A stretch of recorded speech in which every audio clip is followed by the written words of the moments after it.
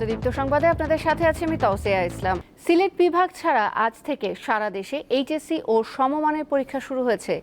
প্রথম দিন বাংলা প্রথম পত্রের পরীক্ষা দিচ্ছেন শিক্ষার্থীরা। বন্যা পরিস্থিতির কারণে সিলেট বিভাগের এইচএসসি ও সমমানের পরীক্ষা ৮ জুলাই পর্যন্ত স্থগিত করা হয়েছে। তবে ৯ জুলাই থেকে যে পরীক্ষাগুলো হওয়ার কথা ছিল সেগুলো যথারীতি হবে।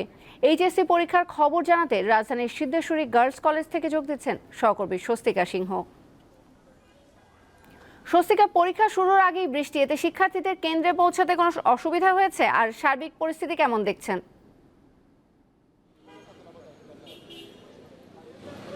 তৌসিয়া, আজ থেকে কিন্তু চলতি বছরের যে চলমান এইচএসসি ও সমমানের পরীক্ষা সেটি শুরু হয়েছে এবং আপনি ঠিক যেমনটি বলছিলেন যে সকালের এই যে বৈরী আবহাওয়া এবং মুষলধারে যে বৃষ্টি, এটি কিন্তু পরীক্ষার্থী এবং যারা অভিভাবকরা এসেছেন তাদের জন্য সকাল থেকে কিন্তু খুব বেগ পেতে হয়েছে।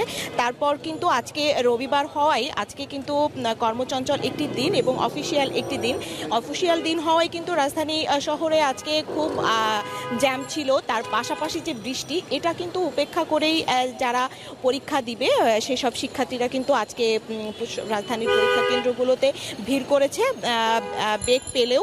এবং এই বছর কিন্তু যে পরীক্ষাটি হচ্ছে, এই পরীক্ষাটি কিন্তু আমরা জানি আসলে বন্যার কারণে সিলেট বিভাগের যে পরীক্ষা সেটি কিন্তু বন্ধ রয়েছে এবং আজকে কিন্তু যে শিক্ষা বোর্ডগুলোতে পরীক্ষা হচ্ছে এটা কিন্তু বাংলা প্রথম পত্র পরীক্ষার মধ্য দিয়ে এই পরীক্ষাটি শুরু হচ্ছে এবং এই পরীক্ষার যে লিখিত পরীক্ষা কিন্তু শেষ হবে 11ই আগস্ট। এবং আপনাকে একটু জানিয়ে রাখি যে এবার যে সকল দেশের যে সাধারণ শিক্ষা বোর্ডগুলো রয়েছে সেই সাধারণ শিক্ষা বোর্ডের মধ্যে কিন্তু যে 9টি সাধারণ শিক্ষা বোর্ড, কারিগরি, মাদ্রাসা শিক্ষা বোর্ড, এইচএসসি, আলিম, ভোকেশনাল, ডিপ্লোমা সব মিলিয়ে আর কি মোট যে পরীক্ষার্থী, সেই মোট পরীক্ষার্থীর সংখ্যা কিন্তু 14,50,790 জন পরীক্ষার্থী কিন্তু পরীক্ষা দিচ্ছে। এর মধ্যে কিন্তু ছাত্র সংখ্যাই আমাদের রয়েছে 7,50,281 জন এবং ছাত্রী সংখ্যা কিন্তু রয়েছে 7,509 জন। এবং এইবার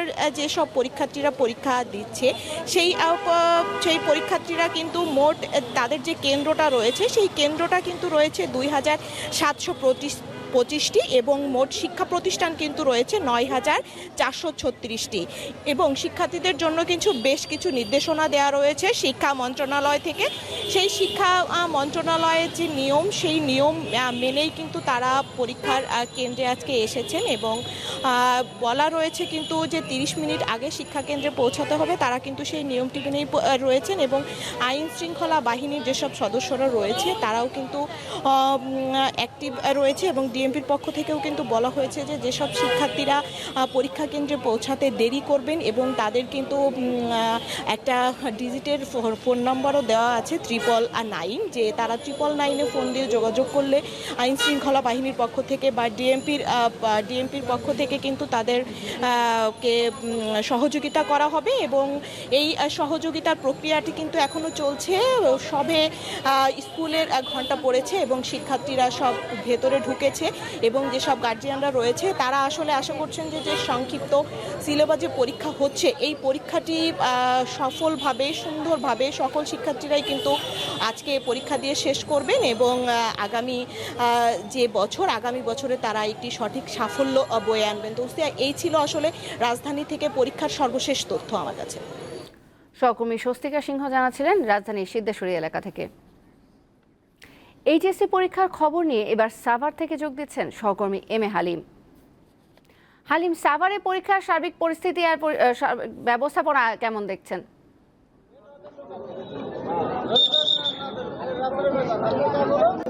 জি তৌসিয়া, আপনাকে আমি প্রথমে জানিয়ে রাখি সাভারে কিন্তু আমি এখন রয়েছি জাহাঙ্গীরনগর যে বিশ্ববিদ্যালয় স্কুল অ্যান্ড কলেজে। তো এই স্কুল অ্যান্ড কলেজে কিন্তু এখানে মূলত 2টি কেন্দ্র রয়েছে, পাশে আরেকটি কেন্দ্র রয়েছে। সেই কেন্দ্রে কিন্তু এবার এই কেন্দ্রটিতে 2005 জন শিক্ষার্থী পরীক্ষা দিচ্ছেন। তবে বোর্ড কর্তৃক যে নির্দেশনা, সেই নির্দেশনা অনুযায়ী কিন্তু এখানে যারা পরীক্ষার্থী রয়েছে তারা কিন্তু অন্য শিক্ষা প্রতিষ্ঠানের তারা কিন্তু এখানে পরীক্ষা দিচ্ছে। সেই সাথে যেটি আমাদের সহকর্মী স্বস্তিকা সিংহ বলছিলেন যে এবার সিলেট বিভাগ বাদে কিন্তু যে অন্যান্য বিভাগ সেই ন্যায় অনুযায়ী কিন্তু সাভারে পরীক্ষা হচ্ছে। সেখানে আমরা আজকে এখানে আবহাওয়া সকাল থেকে আমরা ভালো দেখতে পেয়েছি, যদিও এখানে বৃষ্টি হওয়ার সম্ভাবনা রয়েছে, কিন্তু এখন পর্যন্ত সেরকম আমরা আবহাওয়া বিরূপ আমরা দেখতে পাইনি। এবং এখানে যে বিষয়টি আমরা দেখতে পাচ্ছি যে এই বিশ্ববিদ্যালয়ের মধ্যে যারা এখানে গার্জিয়ানরা আসছে তারা কিন্তু এখানে অধীর আগ্রহে তারা কিন্তু এই তাদের যে সন্তানদের এই কেন্দ্রে প্রবেশ করে দিয়ে তারা এখানে অপেক্ষা রয়েছেন। এবং এখানে 10টা থেকে যেটি 1টা পর্যন্ত তারা এখানে বাইরে থাকবেন। এবং এখানে আমরা কেন্দ্রের মধ্যে আমরা পরীক্ষা শুরু হওয়ার আগে আমরা প্রবেশ করেছিলাম, সেখানে দেখতে পেয়েছি যে শিক্ষার্থীদের হাতে যে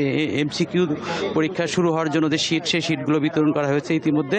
এবং এই আধা ঘন্টা কিন্তু MCQ পরীক্ষা সেটি অনুষ্ঠিত হবে, তারপরে 2.5 ঘন্টা সেটি যেটা সৃজনশীল পদ্ধতিতে যে পরীক্ষাটি হয় সেই পরীক্ষাটি হবে। তো শিক্ষার্থীরা এখানে নির্বিঘ্নেই আমরা দেখতে পেয়েছি ভালো অবস্থায় চলে আসছেন। এবং ব্যবস্থাপনাও আমরা দেখতে পেয়েছি এখানে যেটি আমরা খুবই ভালো অবস্থা দেখতে পেয়েছি। এবং এখানে সেই সাথে এখানে যারা এই জাহাঙ্গীরনগর বিশ্ববিদ্যালয়ের এখানে যারা সিকিউরিটি রয়েছে তারাও কিন্তু এখানে এই সার্বিক নিরাপত্তার বিষয়টি দেখভালের জন্য তারা এখানে রয়েছে। তো এই ছিল আমার কাছ থেকে সর্বশেষ। তৌসিয়া।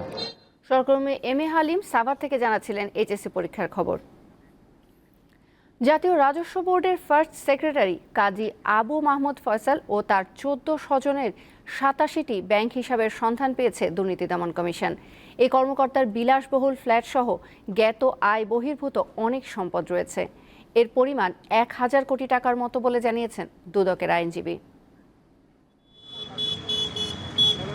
রাজধানীর বেইলি রোডের রূপায়ণ স্বপ্ন নিলয় অভিজাত এলাকার এই ভবনের 2350 বর্গ ফুটের এক একটি ফ্ল্যাটের দাম 5 কোটি টাকা।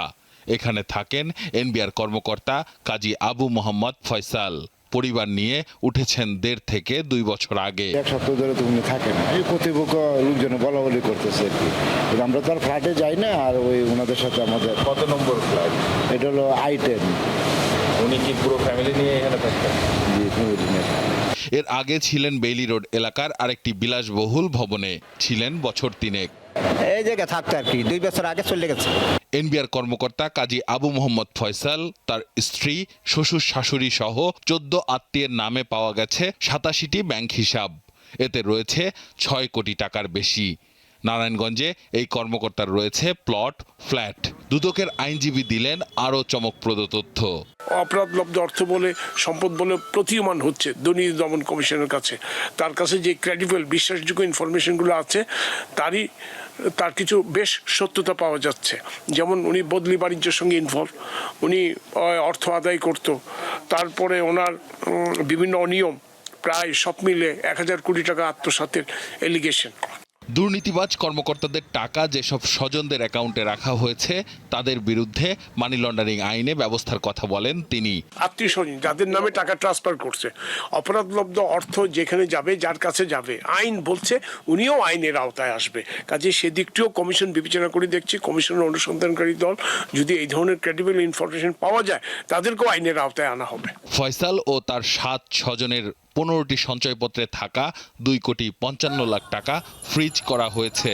এছাড়া এই কর্মকর্তার স্ত্রী আফসানা সহ 4 জনের নামে থাকা স্থাবর সম্পদ জব্দ ও ব্যাংক হিসাব ফ্রিজের আদেশ দিয়েছে আদালত। আসিফ জামান, দীপ্ত সংবাদ, ঢাকা।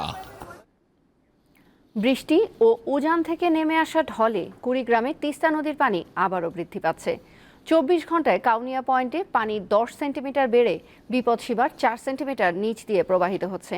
এরই মধ্যে ডুবে গেছে নদী তীরবর্তী চর ও নিচু এলাকার অনেক রাস্তা ও ফসলের ক্ষেত। পানি বাড়তে থাকায় রাজারহাট উপজেলার ঘড়িয়ালডাঙ্গা ও বিদ্যানন্দ এবং উলিপুর উপজেলার থেতরাই, দলদলিয়া ও বজরা ইউনিয়নের বিভিন্ন পয়েন্টে দেখা দিয়েছে তিস্তার ভাঙন।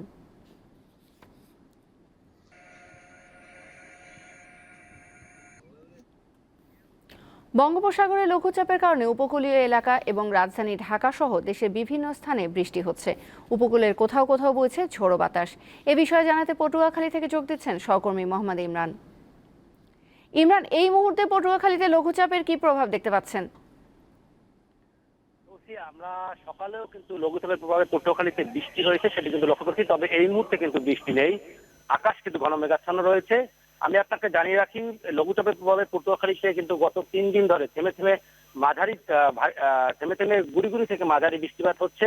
গত 3 দিনের বৃষ্টিতে কিন্তু বিভিন্ন যে নিচু এলাকা রয়েছে এসব এলাকায় কিন্তু পানি জমে গেছে, বাতাসের চাপ কিন্তু অনেকটা বেড়েছে, আকাশ মেঘাচ্ছন্ন রয়েছে, বঙ্গোপসাগর ও উপকূলীয় এলাকায় কিন্তু মেঘমালা সৃষ্টি অব্যাহত রয়েছে। আমি আপনাকে আরেকটি বিষয় জানিয়ে রাখি, আমরা গত 3 দিনের চেয়ে আজ কিন্তু বাতাসের চাপ অনেকটা বেশি রয়েছে সেটি কিন্তু লক্ষ্য করেছি। এদিকে পটুয়াখালীর কুয়াকাটা সংলগ্ন বঙ্গোপসাগর কিন্তু বেশ উত্তাল রয়েছে। উপকূলীয় এলাকা দিয়ে কিন্তু যে কোনো মুহূর্তে ঝড়ো হাওয়া বয়ে যেতে পারে, তাই পটুয়াখালীর পায়রা সহ দেশের সব সমুদ্র বন্দরকে কিন্তু স্থানীয় 3 নম্বর সতর্কতা সংকেত দেখিয়ে যেতে বলা হয়েছে। সেই সঙ্গে সকল মাঝরা ট্রলার সমূহকে উপকূলের কাছাকাছি থেকে সাবধানে চলাচল করতে বলা হয়েছে। আমি আপনাকে আরেকটি বিষয় জানিয়ে রাখি, ঘূর্ণিঝড় রিমালে কিন্তু এই এলাকার বেড়িবাঁধ ক্ষতিগ্রস্ত হয়েছে। তো এখন যদি ঝড়ো হাওয়া বা ঝড় এই উপরে হয়ে যায় তাহলে কিন্তু এই ভেড়িবাঁধ ভেঙে এই এলাকার শত শত এলাকা প্লাবিত হতে পারে বলে এমন শঙ্কা করছেন কিন্তু এই এলাকার মানুষ, তারা কিন্তু এক ধরনের আতঙ্কে রয়েছেন। তো তৌসিয়া, এই মুহূর্তে কিন্তু বৃষ্টি নেই, তবে আকাশ ঘন মেঘাচ্ছন্ন রয়েছে। আমার কাছে পটুয়াখালী থেকে এই ছিল সর্বশেষ। সহকর্মী মোহাম্মদ ইমরান জানাচ্ছিলেন পটুয়াখালী থেকে।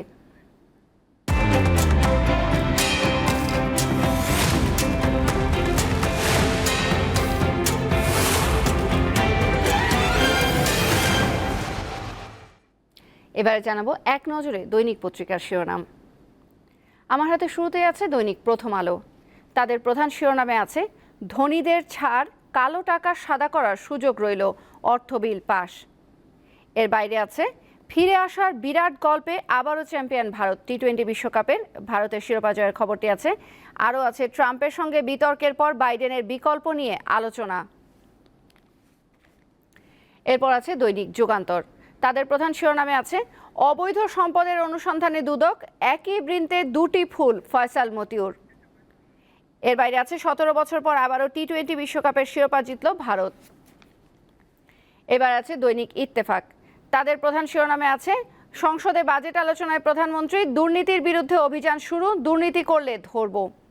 আরও আছে সর্বোচ্চ কর হার 25%ই থাকছে, সংসদে অর্থ বিল পাশ। এবারে জানাবো দৈনিক সমকালের খবর। তাদের প্রধান শিরোনামে আছে শামসুদ্দোহা শুধু গাছেরটাই খান না, তলারটাও কোরআন। এটা হচ্ছে শামসুদ্দোহা সম্পর্কে একটি অনুসন্ধানী প্রতিবেদন করেছে তারা। এর বাইরে ভারতের বিশ্বকাপ জয়ের খবরটি আছে, কোহলি রাঙানো শেষে চ্যাম্পিয়ন ভারত। এই ছিল আজকের প্রধান প্রধান পত্রিকার শিরোনামগুলো। দর্শক, শেষ করছি দীপ্ত সংবাদ। আমাদের পরবর্তী সংবাদ বেলা 12টায় দেখার আমন্ত্রণ রইল। এছাড়াও অনলাইনে আরও নতুন নতুন তথ্য পেতে যুক্ত থাকুন দীপ্তর ডিজিটাল প্ল্যাটফর্মগুলোতে।